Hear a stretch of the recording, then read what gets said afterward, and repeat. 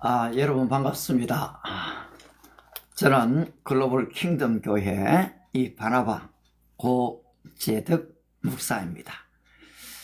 바로 이 기도회와 말씀을 통해서 여러분뿐 아니라 제 자신의 영혼도 소생함을 입기 위해서 이렇게 틱톡 방송 기도회와 말씀의 시간을 나누게 되어졌습니다. 저는 이제까지 성탄 시리즈 그리고 또 요한복음 시리즈 그러면서 지금 새해를 들어서는 에스더 시리즈를 10번째 이렇게 좀 진행을 해 왔습니다. 할 수만 있으면은 한국어와 영어로 진행을 하면서 또 좀 이 복음이 해외에도 좀 전파가 되기를 기대했습니다. 아울러 이렇게 준비하는 데 있어서는 제 개인에게는 이 적지 않은 시간도 이 노력도 필요하고 또 이 영어 설교에 있어서는 적지 않은 이 부담감도 있습니다. 근데 오늘은 이 영어에 대한 부담감을 좀 내려놓고 우리 한국인들 중심으로 특별히 또 이 안에 좀 목회자님들이 계시다면은 목회자님들과 함께 우리가 지금 현재 AI 시대 속에 겪고 있는 이 고민을 함께 좀 나누면서 우리 성도님들에게 기도 부탁을 하는 그런 시간을 좀 가지기를 기도하면서 오늘 이 시간을 좀 진행하도록 하겠습니다. 설교 중에는 아니면 또 말씀을 나누는 중에는 제가 우리 여러분들의 이름을 좀 부르지 않고 그냥 진행을 합니다. 또 잘 양해하시고요. 그러나 또 우리 기억되어지는 분들을 위해서는 저도 또한 계속 기도할 것입니다. 이 설교자의 이 설교 과연 어떻게 준비되어지고 어떻게 전달되어지며 그 결과는 또 어떻게 나타나고 있는가? 제 개인적으로는 그렇습니다. 하나님의 말씀이 살아계신 것을 믿습니다. 히브리서 4장 12절의 말씀처럼 하나님의 말씀은 살았고 운동력이 있어 좌우의 날선 어떤 것보다 예리하여 혼과 영과 관절과 골수를 찔러 쪼개는 말씀임을 1.1획도 틀리지 않고 정확한 말씀으로 그렇게 믿습니다. 또한 성경은 하나님의 감동으로 기록된 책입니다.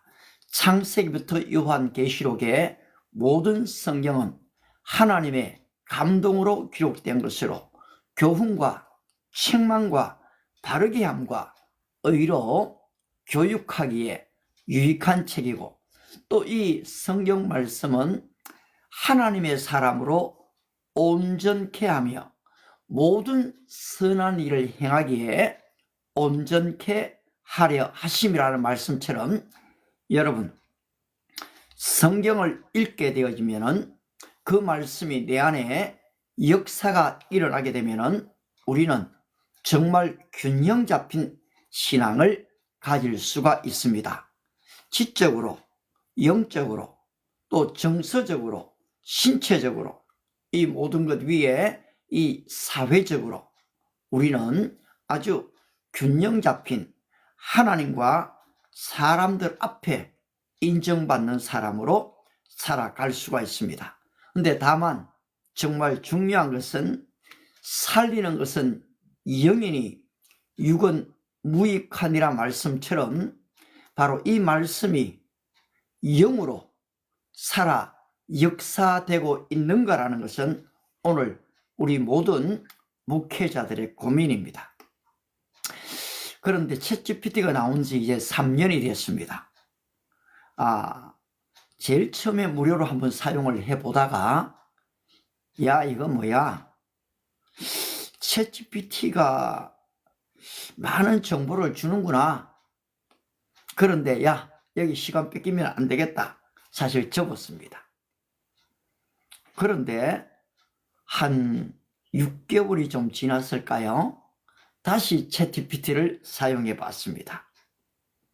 그리고 에베소스의 교회에 나타난 요한계시록의 본문을 가지고 이것을 우리 MZ세대들이 사용하는 바로 이 용어로 설교를 해달라는 게 아니고 이 본문을 다시 적어줘 라고 얘기했더니만은 그렇게 나왔습니다.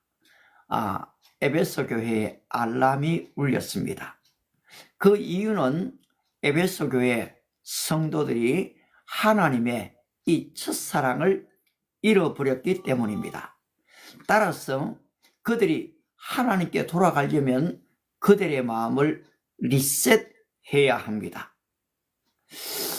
저로서는 이 리셋이라는 용어도 알람이라는 용어도 설교 안에 사용해 본 적은 없습니다.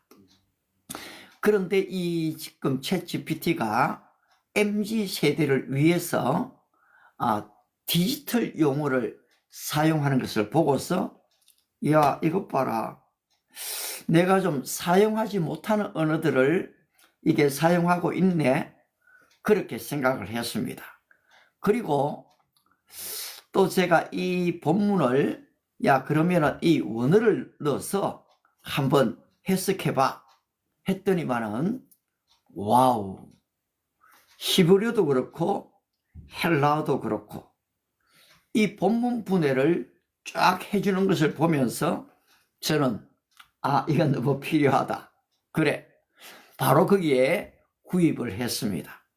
그때 이후로 사용한 지가 한 1년 6개월이 좀 넘었네요. 6개월이 좀 넘었는데요. 이것을 활용해 보면서 제가 이 느끼는 이 유익성, 이 위험성을 같이 한번 나누어 보려고 합니다. 원래가 챗GPT가 처음 나올 때는 여러분 이 설교는 적어주질 않았습니다. 왜냐하니까 그 정책 자체가 바로 이 지적인 권리를 지금 앗아갈 수가 없었기 때문에 따라서 그들은 설교는 그렇게 할 수가 없습니다 라고 했습니다.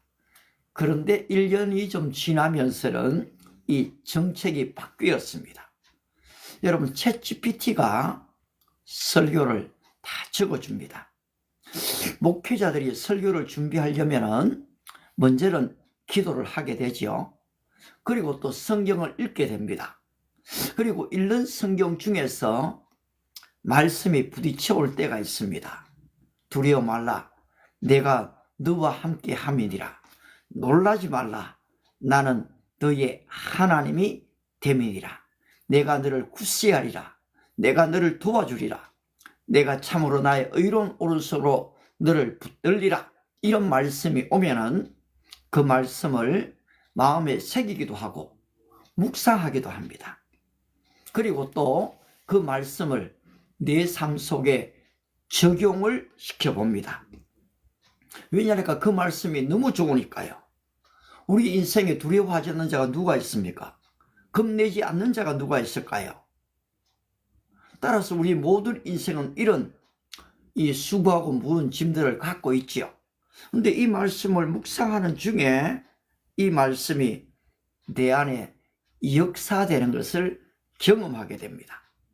그러면 이런 체험이 주어지면은 개인적 체험 자체가 그 설교로 나갈 수는 없지만은, 그런데 이 본문의 말씀 자체는 여러분 아주 힘있는 말씀으로 나갈 수가 있거든요. 베드로후서 4장 11절의 말씀처럼 만일 누가 말을 하려거든 하나님의 말씀을 하는 것 같이 하고, 만일 누가 봉사하려거든 하나님의 능력을 공급함 같이 하라. 이래 나와 있기 때문에 여러분 하나님의 말씀을 말씀되게 전하려면은 내 안에 좀 확실한 말씀이 필요하잖아요. 그렇지 않습니까? 바로 이 살아 꿈틀거리는 이 생명의 말씀이 필요하거든요. 따라서 한 주간 묵상하고 있다가 또 일정 시간이 되면은 무릎을 꿇고 기도하면서 때로는 주석책도 펴고 말씀을 준비하죠. 그렇게 말씀을 준비해서 주일날 증거하고 나면은 물론 또 새벽에도 증거하죠. 성도들의 얼굴에서 아멘 아멘 소리에서 반응이 오지 않습니까? 그러면은 목회자는 참 그 열매를 보고 기뻐하게 되죠. 그렇습니다. 이것이 우리 목회자들의 기쁨입니다. 그렇지만 늘 이렇게 좋은 반응만 오는 건 아니죠. 때로는 너무너무 무뚝뚝하게 예배를 드리고 한마디 아멘 없이 가는 분도 있으니까요. 예. 그러고 나면 또 목회자도 상당히 좀 실망스럽습니다. 야, 내가 뭘 잘못 전했지? 혹시 실수한 건 없어? 그리고 또 하나님 앞에 또 회개도 합니다. 그런데 저는 지금 현재 그전에 하던 전통교회 그래도 교인들 한 50명 60명 데리고 주일날 설교를 하고 새벽기도에 또 한 50명 60명씩 오던 그 새벽기도 전통교회를 지금 현재는 하지 않고 있습니다. 그리고 지금 이 틱톡에다가 이 방송 설교만을 좀 하고 있는 상황이죠. 그러다 보니까 지금 눈에 보이는 즉각적인 반응을 제가 볼 수는 없습니다. 그런데 그럼에도 불구하고 바로 이 방송을 하고 나면은 이 틱톡을 하니까 보니까요, 그래도 부분적으로 즉각적인 반응이 와요. 그래서 이 페이스북보다는 유튜브보다는 바로 이 즉각적인 반응이 오는 틱톡이 좋구나. 이래서 사실 2달 전부터 제가 이 아침 6시에 우리말과 영어로 설교를 해오기를 시작했던 겁니다. 저는 이미 전제 조건을 영어를 잘하는 그런 사람이 아닙니다. 단지 나도 이 영어 설교에 좀 자라가고 싶습니다. 그렇습니다, 여러분. 이 teaching is learning입니다. 가르치는 것이 배우는 것이거든요. 대학 교수님들이 유학 갔다 와서 여러분 처음부터 강의를 잘 하는 게 아닙니다. 그런데 1년 지나고 3년 지나고 5년이 지나면은 여러분 그 개론들 계속해서 강의하잖아요. 그러면 또 읽은 책들하고 또 쌓이게 되거든요. 그러면 이게 축적이 됩니다. 사실 원고 없이도 강의가 다 하게 되죠. 그러면 아주 전문적인 7년, 10년의 이 베테랑의 지금 교수님들이 되지 않습니까? 그런데 사실 목회자들은 똑같은 설교를 여러분 잘 반복할 수가 없잖아요. 한 교회에 있는 성도들이 지난주에 했던 설교 또 하면 목사님 미천이 떨어졌구나. 지난주 이 말씀하신다 또 하신다. 어떻게 망각현상이 일어났냐? 이렇게 나오게 되거든요. 근데 여러분 부흥사들은 또 다릅니다. 그렇잖아요. 부흥사들은 우리 교회에서 했던 것을 또 다른 교회에서 가서 해도 됩니다. 똑같은 설교를. 또 부흥사들은 또 다른 교회에서 했던 설교를 해외 교포들한테 또 가서 하죠. 근데 어떻습니까? 한 번 하고, 2번 하고, 3번 하고, 10번 하고, 20번 하면은 거기에 또 더 기도가 되고 연구가 되니까 이 전달력이 더 확실해지는 겁니다. 그렇게 되면 어떻습니까? 이제 또 아주 유명한 분으로 이제 불리우시게 되고, 그리고 전국으로 또 여러분은 전 세계로 복음을 전하는 복음 전도자의 사역을 감당하시게 되죠. 그런데 작은 시골 교회, 작은 개척교회, 그냥 성도들 몇 명 데리고 하시는 목사님들은 사실은 수고와 노력은 더 많이 할 수 있지요. 기도도 어떻게 보면 큰 교회 목사님들이 어떻게 성도들 1000명, 2000명 이름 부르며 기도하겠습니까? 그러나 작은 교회 목사님들은 지금 성도들 집안에 있는 이 지금 숟가락 숫자까지 알고 있으니까요. 그분들을 위해서 또 늘 그렇게 기도하시죠. 그러다고 열매가 금방금방 많아지느냐, 성도가 많아지느냐, 여러분 또 그건 아니에요. 그러면 이 목회자라는 게 뭐냐? 그렇습니다.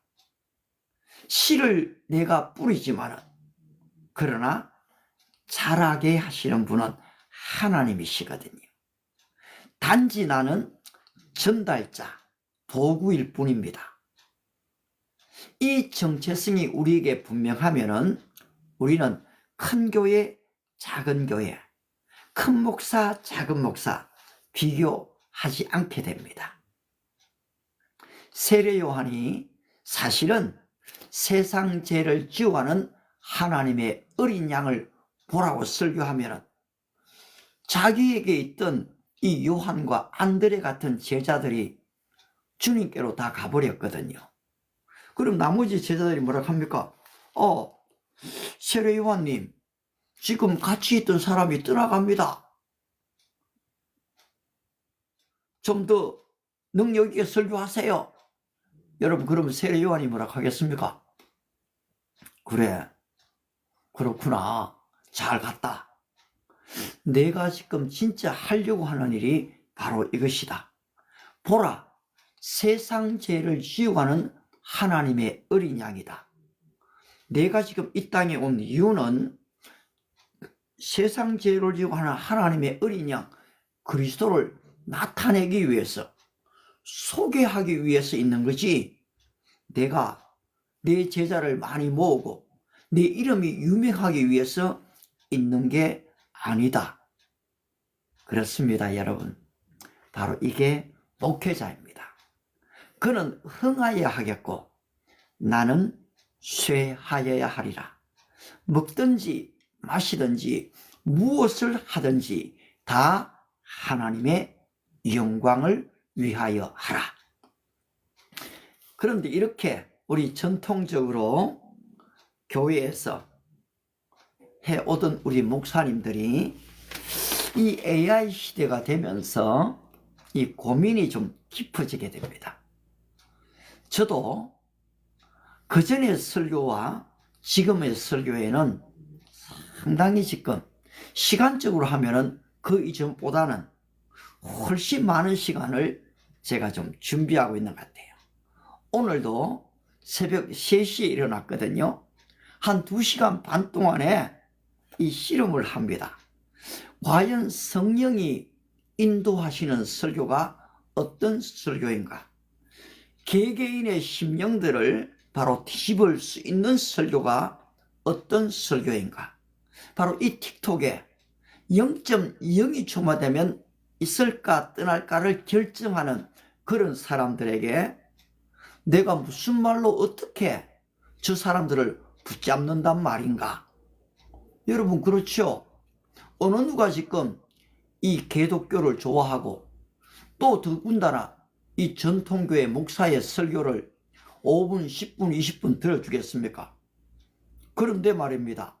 이곳에 들어오신 적지 않은 분들이 제가 손을 꼽으면 한 7분은 되는 것 같아요. 그런 분들이 처음부터 끝까지 들어줄 때도 있고 또 50분, 40분, 30분 들어주는 분들이 생겨나는 것을 보면서 저는 아하, 가난한 심령들이 여전히 있다. 하나님의 말씀을 사모하는 심령들이 분명히 있다. 내가 하나님의 말씀을 정말로 기도로 준비하게 되면은 들어줄 사람이 있구나. 또 아울러 어설픈 영어지만은 영어 설교를 하니까 해외 사람들이 하나, 들어오는 것도, 때로는 좋아요 눌러주는 것도 볼 수가 있거든요. 그래서 이 기쁨을 가지고 사실은 이 라이브 방송을 진행을 하고 있습니다. 그런데 지금 이게 고민이라는 겁니다. 왜 고민일까요? 뭐 물질이 부족했어요? 사실은 자녀들은 다 양육됐거든요. 자기 길들 또 다 잘 가고 있어요. 그렇게 물질이 많이 필요하지도 않습니다. 예, 기본적인 생활은 이루어지니까요. 물론 많으면 다 좋겠죠. 원하는 대로 또 많이 쓰면 되니까. 그러나 여러분 또 좀 부족할 때는 이 절제하는 훈련, 쓰지 않을 수 있는 자유를 누리는 것도 참 재밌는 것 같아요. 예, 먹을 자유가 있지만은 먹지 아니할 자유도 있거든요. 즐길 자유가 있지만은 내가 좀 즐기지 말아 보자, 절제할 자유도 있는 것이니까요. 물질을 마음껏 좀 쓸 수 있는가 하면은 그래, 물질을 한번 아껴보자, 저축해보자. 여러분, 쓰지 않을 자유도 있습니다. 따라서 여러분들이 원하는 그 자유를 우리가 다 좀 할 수가 있지 않습니까? 따라서 지금 사실 저는 개인적으로는 참 자유합니다. 그리고 이렇게 지금 방송을 통해서 말씀을 증거할 대상이 있다는 것도 저는 참 행복해요. 이 목사들이 1년 정도 설교를 하지 않게 되면 어떻게 될까요? 뭐 또 능력이 있는 분들이야 또 이렇게 저렇게 하시겠지만은 여러분, 많은 경우에 1년, 2년, 3년을 쉬게 되면은 이 말씀의 감을 잃어버릴 때가 많습니다. 기도도 마찬가지입니다. 하나님과의 교제를 개인적으로 할지 모르지만은 이 대중들 앞에 아니면 또 얼굴도 보지 못하는 이런 방송 설교를 하게 될 때는 적지 않은 부담감이 있게 마련이죠. 그런데 저 개인은 여러분들의 얼굴을 다 일일이 보지 못하지만은 그래도 이런 한 줄 한 줄씩을 이 봐가면서도 마치 아주 가까이 있는 얼굴과 얼굴을 대하여 보는 것처럼 말할 수 있는, 세상적으로 얘기하면 이 연기가 되고요. 영적으로 얘기하면은 그렇습니다. 지금 성경의 인물들도 다 진짜 이 실제 진정성을 가지고 다 접근했거든요. 그래서 저는 요즘에 우리 친구들하고 또 손녀들하고 이 영상 대화를 해도 전혀 끓임이 없습니다. 아주 자연스럽게. 여러분 카페에서 만나가 대화하는 거나 아니면 이 영상을 보고 대화하는 거에 큰 지금 차이를 못 느낍니다. 물론 얼굴과 얼굴을 대하여 보고 눈의 초점까지도 마주치면은 훨씬 좋죠. 예. 그러나 여건이 그렇지 않을 때는 그냥 이렇게 지금 만나는 데 있어서도 저로서는 큰 부담이 없습니다. 여러분 어떻습니까? 좀 그렇게 느껴지시나요? 예. 오늘 지금 이 아침에 잠깐 들어왔더니만 한 분이 좀 이상한 소리를 하고 있네? 좀 느껴지실는지도 모르겠습니다. 오늘 이 시간을 통해서는 우리 성도님들이 늘 기도를 많이 받으셨는데요. 사실은 저는 우리 평신도 성도님들에게 이 목회자가 고민하고 있는 부분을 내어놓고 좀 기도를 부탁받고 싶은 마음으로도 바로 오늘 이 말씀을 전하고요.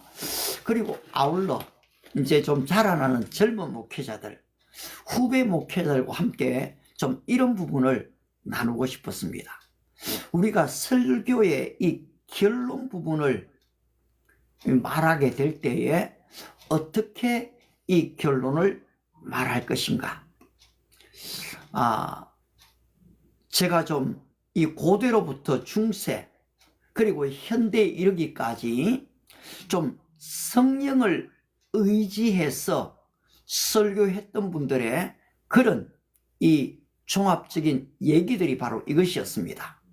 질문을 던지지 말고 질문 속에 머물게 하라. 저도 좀 질문을 좋아하거든요. 그런데 질문 속에 좀 머물게 한다. 예수님의 설교법에서 너희도 가려느냐? 바로 이렇게 제자들에게 던졌을 때에 여러분 이 질문은 무엇입니까? 어떻게 보면 가지 말라라는 얘기입니까? 아니면 떠나가라는 얘기입니까? 그런데 이 질문이 그 제자들 마음속에 머물러 있다는 것입니다.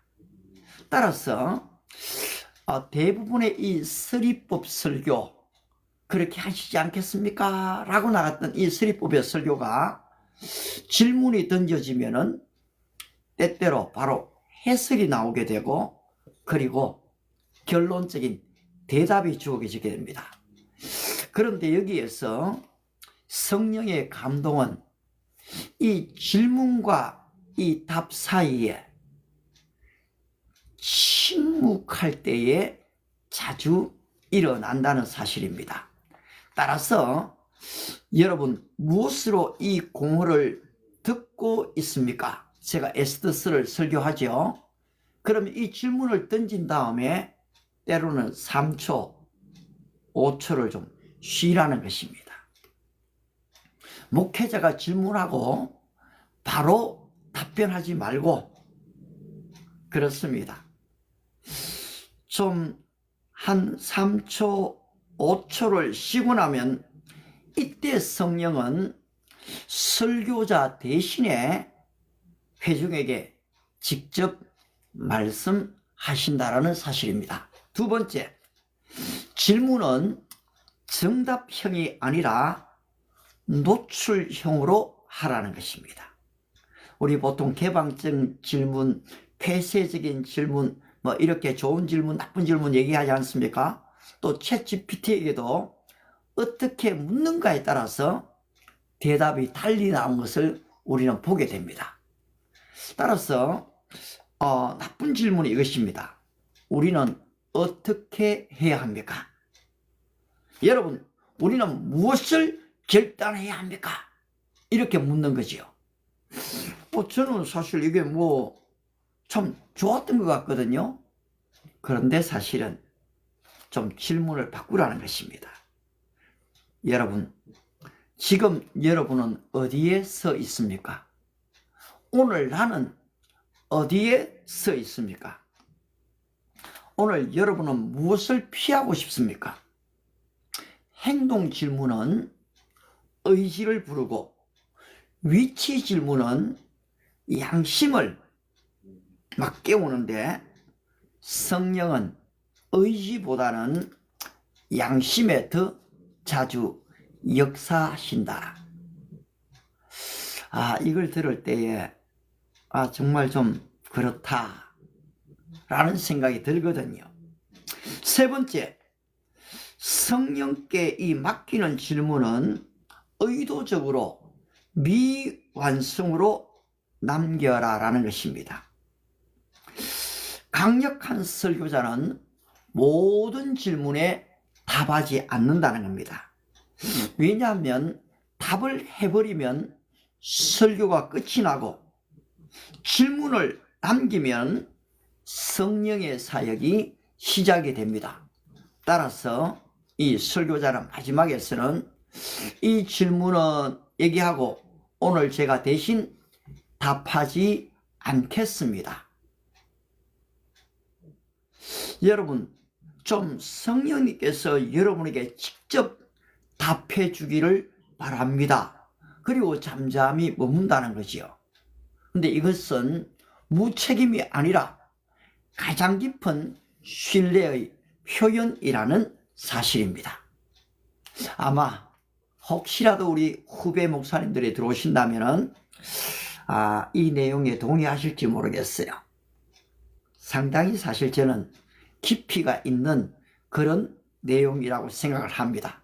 네 번째, 이 초청은 행동 이전에 이 감각을 건드리라는 것입니다. 오늘 대부분의 목회자들이 초청할 때는 하라, 결단하라, 바꾸십시오, 여러분 이것도 못합니까? 예를 들어서 좀 이 결론을 그대로 지금 요청을 합니다. 행동을 요구하죠. 근데 이 성령님이 초청하면은 느끼게 하신다는 것입니다. 그리고 깨닫게 한다는 것이지요.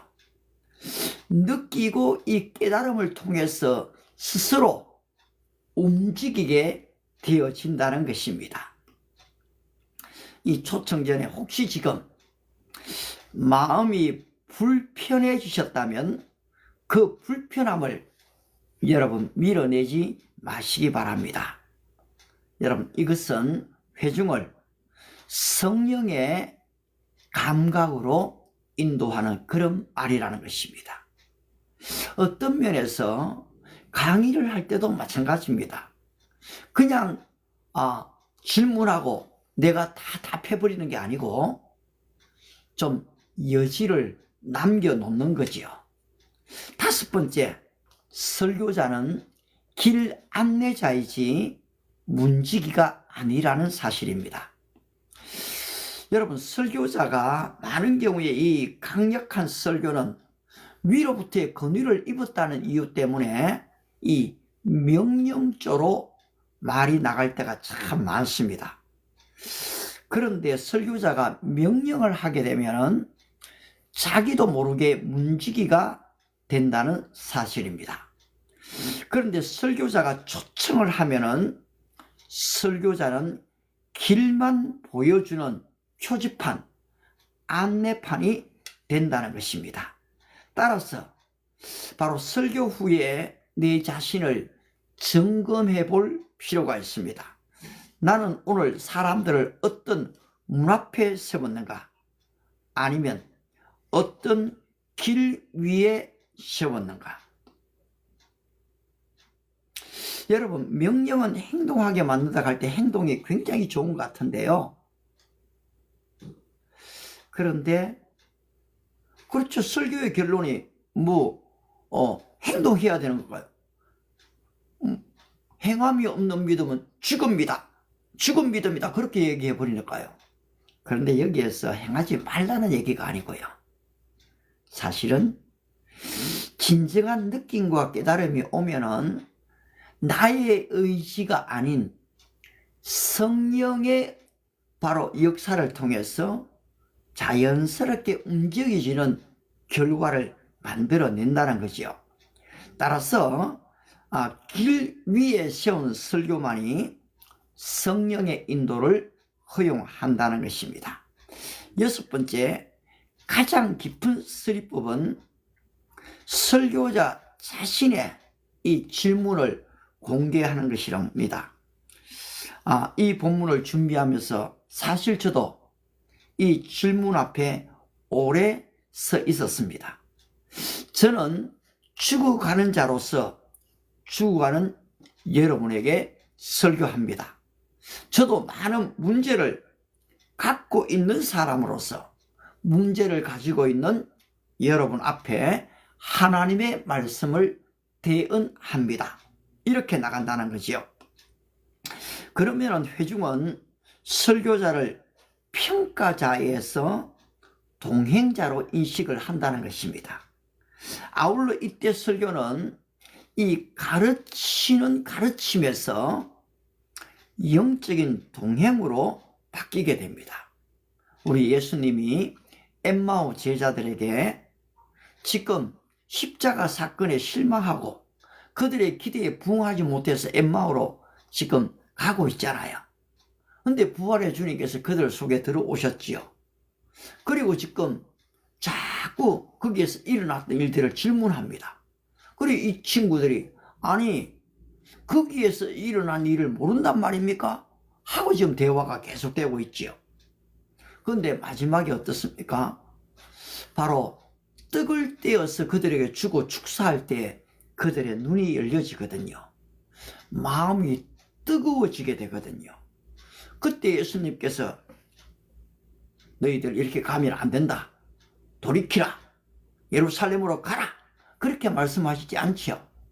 어떻습니까? 주님은 아무 말도 안 하시고 떠나가셨거든요.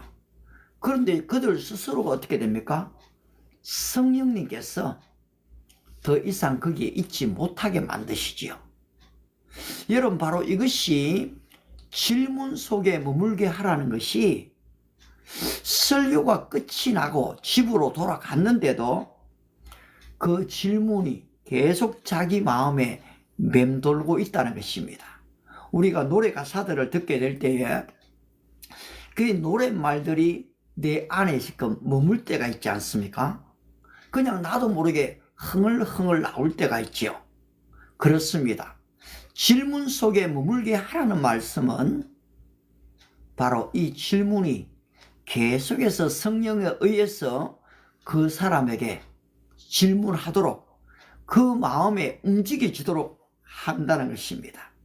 바로 이때에 가르침이 아니라 영적인 동행이 이루어진다는 사실입니다.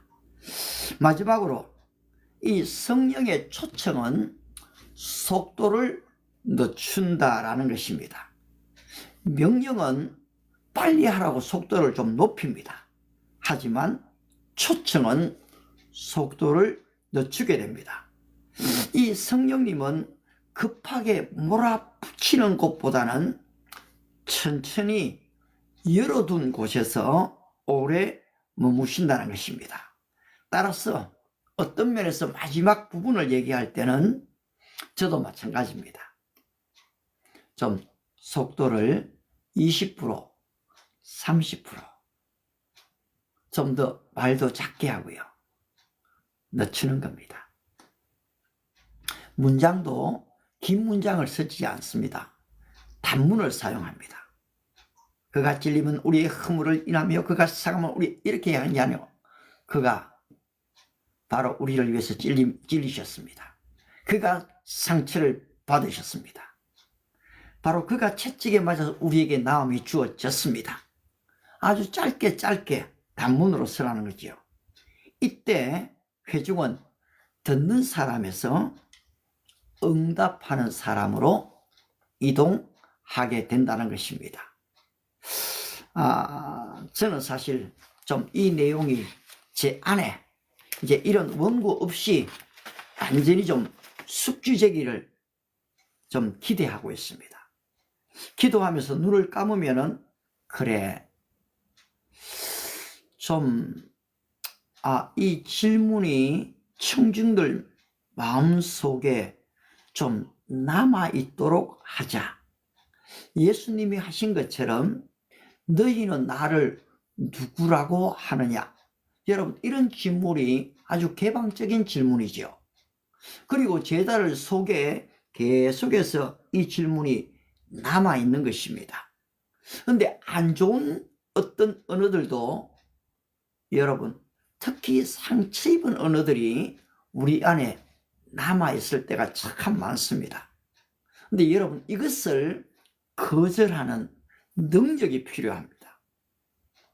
여러분 속에 안 좋은 언어가 들어오고, 안 좋은 질문이 오고, 안 좋은 댓글이 달리게 될 때에, 물론 긍정적인 측면에서는 반성할 수도 있습니다. 그런데 그것이 나를 죽이는 것이라면 여러분은 단호하게 그것을 거부하셔야 됩니다. 그것을 거부하게 되면 어떻습니까? 여러분, 더 긍정적인, 생산적인, 창조적인 언어가 내 안에 살아 꿈틀거릴 수가 있다는 것입니다. 저는 이것이 설교에만 해당되는 게 아닌 것 같아요. 여러분들이 지금 이 유튜브, 틱톡, 페이스북, 라이브 방송을 하실 때도 마찬가지라고 봅니다. 이것이 적용될 수가 있습니다. 저는 지금 예수님이 사용하셨던 이 서리법, 역설법, 그리고 비유법, 언유법, 지급법, 점청법, 반복법, 대조법, 이것들을 좀 혼자 좀 이래 조금 좀 준비를 하고 있는데요. 그런데 이것이 그냥 설교할 때만 나타나는 게 아닌 내 삶 속에서, 성도들의 삶 속에서 이런 말들이 나올 수가 있는가 하는 것입니다. 재밌는 유머를 좀 쓸 수 있죠. 중매 결혼을 할래? 연애 결혼을 할래? 이 얘기를 너는 이삭식 결혼을 선호하니? 야곱식 결혼을 선호하니? 이 내용을 아는 사람들은 이삭은 중매 결혼이고 야곱은 연애 결혼이지. 우리 크리스찬들끼리는 이 농담이 통하는 거죠. 야, 요새 좀 자꾸 들릴라에게 빠진다면서. 들릴라, 삼손이 이방 여인을 사랑해서 자기 힘의 비밀을 알려주지 않습니까? 그런 농담도 우리는 던질 수가 있는 거지요. 야, 요새 보니까 너 잠언 7장에 있는 그 유혹의 방으로 자꾸 들어가는 것 같아. 너 조심해. 그러면 이 애가 잠언 7장을 알면은 금방 깨닫게 되는 거죠. 왜냐하면 잠언 7장에는 한 어리석은 소년이 바로 한 여인이 유혹하는 그 유혹의 방으로 들어가는 장면을 잘 묘사하고 있거든요. 그런데 필경은 화살이 그 간을 뚫기까지 이른다, 이래 나오거든요. 여러분, 성경의 표현들이 참 재밌는 표현들이 많습니다. 따라서 이 성경은요, 이 수사학의 보고입니다. 보고. 하늘이여 들으라, 땅이여 귀를 기울이라. 내가 자식을 양육하였거늘 그들이 나를 거역하였도다. 너희가 어찌하여 매를 맞으려고 더욱더욱 패역하느냐. 이런 말씀들은 여러분, 이게 지금 의인화 시켰잖아요. 하늘이여 들으라, 땅이여 귀를 기울이라. 너는 지혜에게 나의 누이라 하라. 지혜로 너의 주소를 삼으며. 여러분, 이 주소 잊어버리면 안 되잖아요. 그런데 이 지혜가 나의 주소가 되라는 것입니다. 이 안에 있는 아가스에 나오는 용어들은 어떻습니까, 여러분? 그 사랑의 용어들, 아울러 고린도전서 13장에 있는 이 사랑들, 내가 사람의 방언과 천사의 말을 할지라도 사랑이 없으면 소리나는 구리와 울리는 갱가리가 되고, 내가 예언한 능이 있어 모든 비밀과 모든 지식을 알고 또 산을 옮길 만한 모든 믿음이 있을지라도 사랑이 없으면 내가 아무것도 아니요 내가 내게 있는 모든 것으로 구제하고 또 내 몸을 불사르게 내어줄지라도 사랑이 없으면 내게 아무 유익이 없느니라. 바로 이 사랑장 말입니다. 그런데 이것은 오늘 내 삶 속에 그대로 적용되거든요. 그래, 내가 지금 무엇 때문에 일을 하지? 정말로 사랑으로 하는가? 사랑이 뭐지? 오래 참는 거구나. 믿어주는 거구나. 바라는 것이구나. 자랑하지 않는 것이구나. 이런 지금 기준이 내 안에 있게 되면은 여러분, 이게 이제 사랑으로 나오게 된다는 거죠.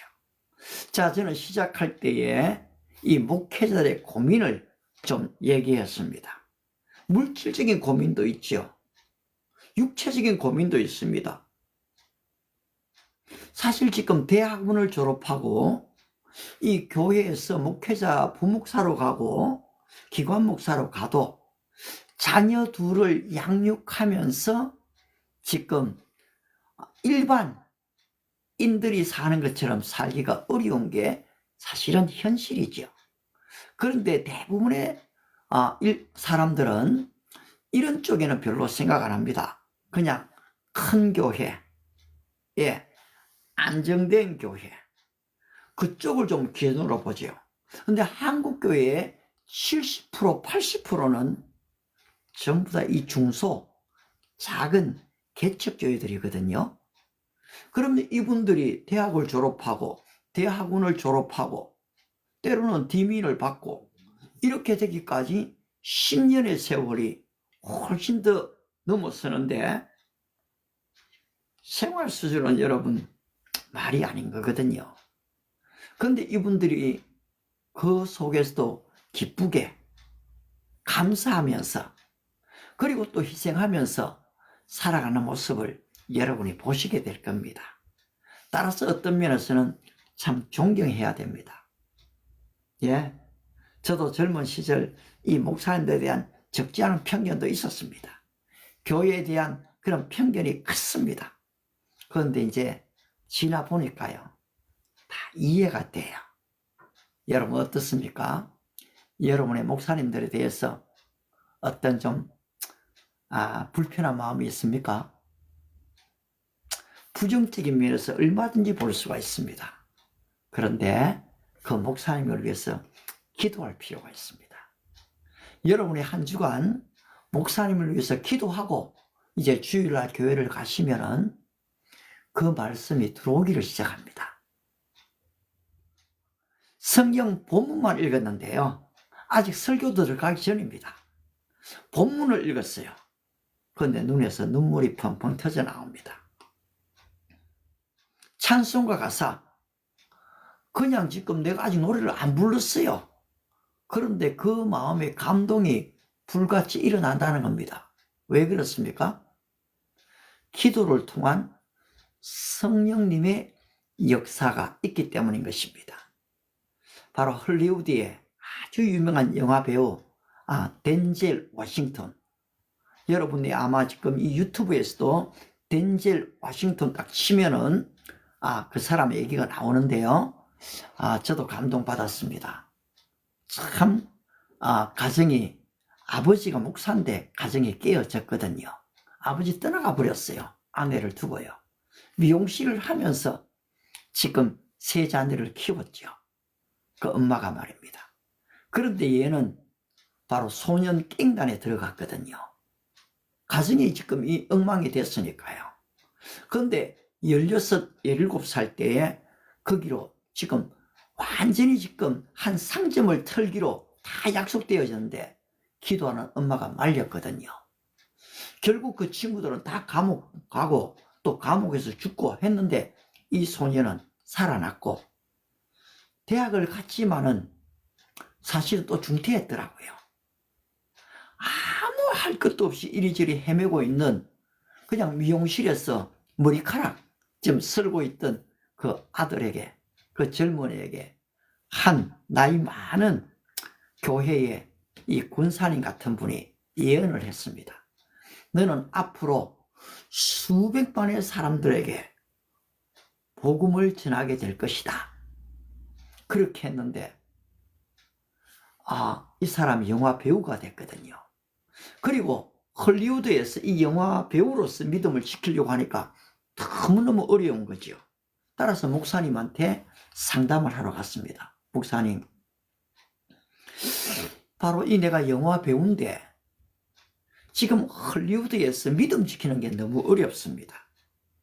제가 신학교라도 가야 하지 않을까요? 그때 그 목사님이 얘기했습니다. No, 아니요. 바로 당신이 있는 그 현장이 강단입니다.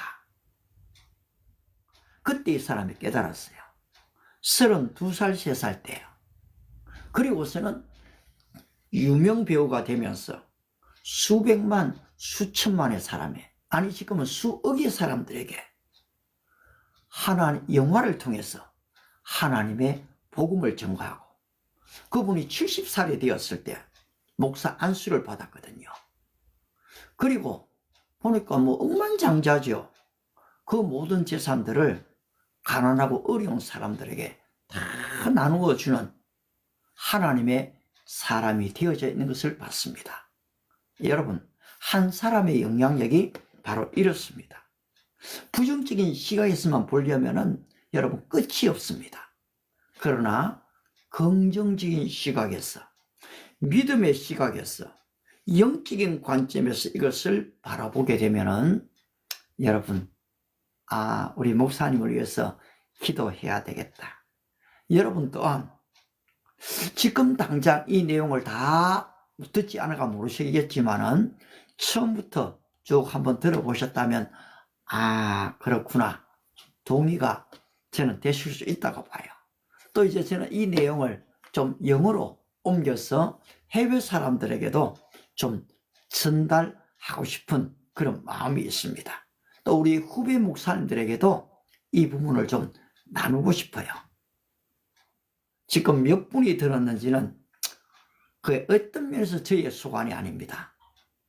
이 부분을 성령님께 맡겨드립니다. 그리고 기도합니다. 하나님, 오늘 스쳐 지나가신 분들, 단 1분을 듣고 2분을 들었던 한 분 한 분들의 마음을 감화시켜 주시고, 진정한 예수 그리스도가 그분들 마음에 딱 자리를 해서 진리 안에서 자유하고 마음의 이 평안을 누리며 기쁨이 충만해지는 그런 은혜를 주시기를 바랍니다. 기도합니다. 우리 달바님, 제가 오늘 한 분 성함을 불렀는데요. 반갑습니다. 하나님께서 오늘 여러분들을 그렇게 축복하시기를 바랍니다. 제가 이 방송을 57분, 58분에는 마치거든요. 그래야지 보니까 이게 업로드가 되더라고요. 그리고 제가 틱톡에다가 또 이 내용을 다 올립니다. 혹시 다 못 보신 분들은 다시 한번 들어오셔서 보시게 되면은 전반적인 내용을 좀 아시게 될 것 같습니다. 그리고 아울러 우리 목회자님들 또 우리 함께 힘을 좀 낼 수 있기를 바랍니다. 하나님께서 바로 창세전에 우리를 택했고 주의 종으로 만드셨을진데 바로 이 좁은 길, 남이 가지 않는 길, 협착한 길, 그러나 생명의 길, 유일한 구원의 길을 걸어가는 한 분 한 분들 위해 성령의 인도하심과 하나님의 축복하심이 함께 하시기를 기도합니다. 감사합니다.